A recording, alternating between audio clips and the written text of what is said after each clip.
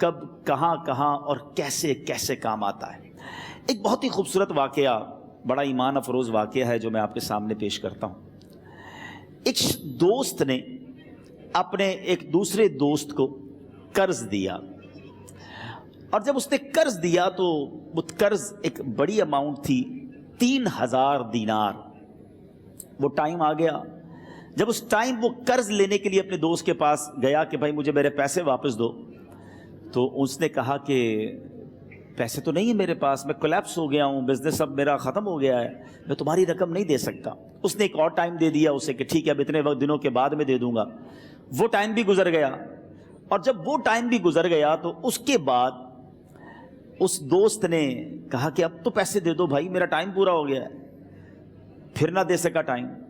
آخر کار معاملہ جو ہے وہ کورٹ میں چلا گیا، قاضی کے پاس چلا گیا۔ اب قاضی نے جس کو پیسے دینے تھے اس کو بلایا اور کہا کہ بھائی آپ کو اس کے پیسے دینے ہیں؟ کہتا ہے ہاں پیسے تو دینے ہیں۔ تو کہا پھر دیتے کیوں نہیں ہو؟ کہا پیسے ہیں ہی نہیں، کاروبار ہی ختم ہو گیا ہے، قرضہ تو لیا تھا، اب میرے پاس بچا ہی کچھ نہیں ہے۔ تو کہا اچھا اب یہ بتاؤ کہ کب دو گے، کیسے دو گے؟ اس نے کہا بس میرے پاس پیسے ہی نہیں ہیں۔ تو کہا اب تمہارے پاس 30 دن کا ٹائم ہے، 30 ڈیز میں یا تو اس کے پیسے لوٹا دو یا 30 دن کے بعد تمہیں قید کر دیا جائے گا۔ یہ شخص اب گھر آیا، پیسے تو تھے نہیں، مگر شاید علماء نے لکھا کتابوں میں، یہ واقعہ کئی بڑی بڑی کتابوں میں لکھا اور درود پاک کے فضائل کی بڑی بڑی کتابوں میں لکھا، اور اس شخص نے سوچا کہ اس نے ایک حدیث پاک پڑھی ہوئی تھی کہ جس میں یہ نبی پاک علیہ الصلوۃ والسلام نے فرمایا ہے، جس کا مضمون ہے کہ جو شخص پریشان ہو، مصیبت زدہ ہو، اسے چاہیے کہ مجھ پر کثرت سے درود پاک پڑھے، کیونکہ درود پڑھنا مصیبتوں اور پریشانیوں کو لے جاتا ہے۔ اب اس عاشق رسول نے سوچا اور تو کچھ ہے نہیں، اب میں درود پاک پڑھنا شروع کرتا ہوں۔ صبح سے لے کر شام تک وہ درود پاک پڑھنے لگ گیا۔ 27 دن گزر گئے، only 3 days left، 3 دن باقی تھے قاضی کے پاس جانے میں۔ 27 دن گزر گئے درود پڑھتے پڑھتے۔ جب 28ویں رات آئی تو آنکھیں تو بند ہوئیں، مگر خواب میں اسے ایک آواز آئی، گھبراؤ نہیں، تمہارا قرضہ ادا کر دیا جائے گا، تمہارا مسئلہ سالو ہو جائے گا۔ صبح اٹھتا ہے، درود پاک پڑھ رہا ہے، مگر کہتا ہے یہ آواز سے تو مسئلہ حل نہیں ہوگا، پیغام کیا ہے اسے سمجھ نہ آیا۔ 28واں دن گزر گیا، 29ویں رات آ گئی، مگر اب آنکھیں بند ہوئیں اور قسمت جاگ اٹھی۔ نبی پاک صاحب لولاک صلی اللہ تعالیٰ علیہ وسلم خواب میں تشریف لائے، اور پیارے آقا صلی اللہ تعالیٰ علیہ وسلم نے فرمایا گھبراؤ نہیں، علی بن عیسیٰ وزیر کے پاس جاؤ، وہ تمہارا قرضہ ادا کر دے گا۔ اب یہ عاشق رسول صبح اٹھا تو ویری فریش، حشاش بشاش کہ اب تو کام ہو گیا، نبی پاک نے خواب میں آ کر بشارت دی ہے۔ مگر پھر ذہن میں سوال آیا کہ علی بن عیسیٰ کے پاس جاؤں گا تو ثبوت کیا ہے، پروف کیا ہوگا؟ میں جا کر اس کو کہوں گا کہ میرا قرضہ دے دو تو ایسے تو قرضہ نہیں دے دینا، اور میں نے اس کو کہا کہ مجھے نبی پاک نے خواب میں کہا ہے، اور اس نے اگر مجھ سے کوئی نشانی مانگی تو میں نشانی کیا دوں گا؟ آخری دن تھا، 29واں دن تھا، وہ بھی درود پڑھتے پڑھتے گزر گیا۔ 30th نائٹ آ گئی، صبح وہ دن ہے جب عدالت میں جانا ہے۔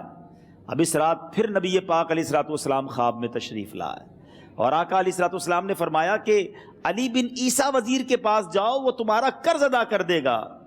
کہ حضور چلا تو جاؤں گا، لیکن اگر وزیر نے مجھ سے کوئی نشانی طلب کی تو میں کیا جواب دوں گا؟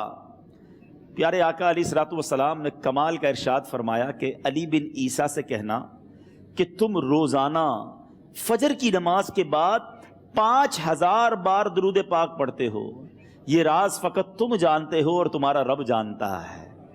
اب یہ جب صبح اٹھا تو ایک نشانی بھی مل چکی تھی۔ عدالت میں جانے سے پہلے وزیر کے دربار میں پہنچ گیا، اسے یہ ڈر تھا کہ آج پیسے نہ لوٹائے تو سزا ہو سکتی ہے۔ جب وزیر کے دربار میں پہنچا تو وزیر اپنے مشیروں کے ساتھ بیٹھا تھا۔ کہا مجھے آپ سے بات کرنی ہے۔ کہا بتاؤ کیا بات کرنی ہے؟ کہا میں ایک پیغام لایا ہوں آپ کے لیے۔ اچھا کس کا پیغام لائے ہو؟ کہا میں نبی پاک جناب محمد مصطفیٰ صلی اللہ تعالیٰ علیہ وسلم کا پیغام لایا ہوں۔ وہ عاشق رسول وزیر تھا، کہتا بتاؤ میرے آقا نے کیا پیغام دیا ہے؟ کہ حضور میں 3000 دینار کا مقروض ہوں، آج آخری دن ہے اور میرے آقا نے مجھے بشارت دی ہے کہ آپ سے کہوں کہ آپ میرا قرض ادا کر دیجئے۔ علی بن عیسیٰ کہتا ہے کوئی ثبوت ہے آپ کے پاس؟ ہے کوئی دلیل بھی ہے آپ کے پاس؟ میں کیسے مان لوں کہ آپ کو نبی پاک علیہ الصلوۃ والسلام نے بھیجا ہے؟ عاشق رسول کہتا ہے خالی ہاتھ نہیں آیا، میرے آقا نے مجھے دلیل بھی عطا فرمائی ہے، مجھے ایک ایویڈنس بھی دیا ہے، اور پروف یہ ہے حضور کہ آپ روزانہ صبح فجر کی نماز کے بعد نبی پاک صلی اللہ تعالیٰ علیہ وسلم کی بارگاہ میں درود و سلام کا نذرانہ پیش کرتے ہیں۔ جب تک 5000 کا عدد پورا نہیں ہوتا آپ اس وقت تک کسی اور سے بات نہیں کرتے، اور اے وزیر صاحب یہ رات صرف آپ کو پتہ ہے اور آپ کا رب جانتا ہے۔ اللہ اکبر! وہ وزیر تو جس کو کہے نا جھوم اٹھا، ایسا عاشق رسول وزیر تھا جو روزانہ صبح 5000 درود پڑھتا ہو، اس کی تو عید ہو گئی نا۔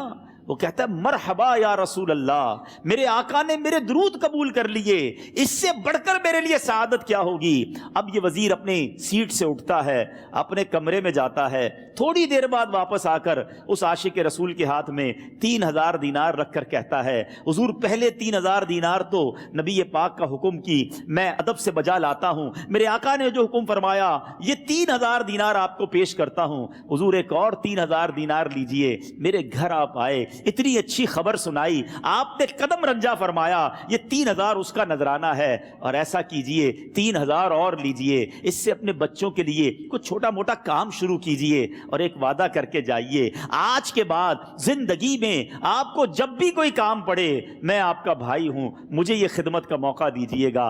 اللہ اکبر! وہ مقروض جو ایک رات پہلے 3000 دینار کا مقروض تھا، ہو سکتا ہے اس کے بیک آف مائنڈ یہ بھی چل رہا ہو کہ اب شاید کل میں نے جیل میں جا کر عدالت میں جا کر گرفتاری دے کر جیل میں جانا ہے، مگر اب 9000 دینار ہاتھ میں ہیں۔ عاشق رسول جھومتا ہوا نبی پاک کی یاد میں گھومتا ہوا اب عدالت میں پہنچا۔ عدالت میں everybody expecting over there کہ آج اس نے آنا ہے اور آ کر کہنا یہی ہے کہ پیسے تو نہیں ہیں، گرفتار کر لو، مگر جا کر اس عاشق رسول نے 3000 دینار جج صاحب کے ہاتھ میں رکھ دیے۔ قاضی کہتا ہے پہلے تو یہ بتاؤ پیسے آئے کدھر سے؟ تم تو کہتے تھے غریب ہوں، تم تو کہتے تھے کاروبار نہیں ہے، ایک مہینے میں اتنی بڑی رقم کا انتظام کیسے ہو گیا؟ سبحان اللہ! اس عاشق رسول نے گویا زبان حال سے یہ کہا ہوگا کہ یہ تو کرم ہے ان کا، ورنہ مجھ میں تو ایسی بات نہیں، اتنا دیا سرکار نے مجھ کو، اتنی میری اوقات نہیں۔ اس نے وہ پورا واقعہ بھری عدالت میں سنا دیا۔ اللہ اکبر! میرے پیارے اسلامی بھائیوں ذرا سوچو پہلے زمانے میں کیسے عاشقان رسول ہوا کرتے تھے، وہ جج وہ قاضی بھی کیسا سرکار علیہ الصلوۃ والسلام کا عاشق تھا۔ اپنی سیٹ سے اٹھتا ہے، بھرے دربار میں بھری عدالت میں وہ اپنے چیمبر میں اپنے کمرے میں جاتا ہے، اور تھوڑی دیر بعد واپس آ کر اس کے ہاتھ میں بھی 3000 دینار ہیں، اور وہ 3000 دینار جو ہے وہ اس عاشق رسول کے ہاتھ میں رکھتا ہے کہ سارا ثواب علی بن عیسیٰ کیسے لے جائے، میں بھی تو نبی پاک کا غلام ہوں، میں تمہارا قرضہ میں ادا کرتا ہوں۔ اچھا، اب ایک اور عجیب سینیریو یہ بن گیا کہ جس نے کیس کیا تھا، جس نے دعویٰ کیا تھا، وہ بھی یہ سارا منظر دیکھ رہا تھا۔ کہتا ہے جج صاحب ذرا رکیے، میں بھی اپنے آقا کا امتی ہوں، اور ایک کام کیجئے قلم کاغذ منگوائیے، اس عاشق رسول کا قرضہ ہی میں معاف کر دیتا ہوں۔ اچھا، اب عاشق رسول نے وہ واپس 3000 دینار جو جج صاحب نے دیے تھے وہ واپس جج صاحب کو دیے کہ حضور یہ پیسے آپ ہی رکھ لیں، قرضہ ہی معاف ہو گیا، اب آپ کے پیسے کا میں نے کیا کرنا ہے؟ جج صاحب کہتے ہیں جو پیسے نبی پاک کے نام پر نکالے ہیں اب مجھے واپس نہیں چاہیے، یہ بھی تم اپنے ساتھ لے جاؤ۔ اللہ اکبر! میرے میٹھے اسلامی بھائیوں، وہ عاشق رسول ایک رات پہلے 3000 دینار کا مقروض ہے، اب 12000 دینار لے کر گھر کو واپس جا رہا ہے۔ اس ایک واقعے کے اندر جو ہم سب کے لیے درس ہے، جو ہم سب کے لیے پیغام ہے، شاعر لکھتے ہیں نا، دکھوں نے تم کو جو گھیرا ہو تو درود پڑھو، دکھوں نے تم کو جو گھیرا ہو تو درود پڑھو، جو حاضری کی تمنا ہو تو درود پڑھو۔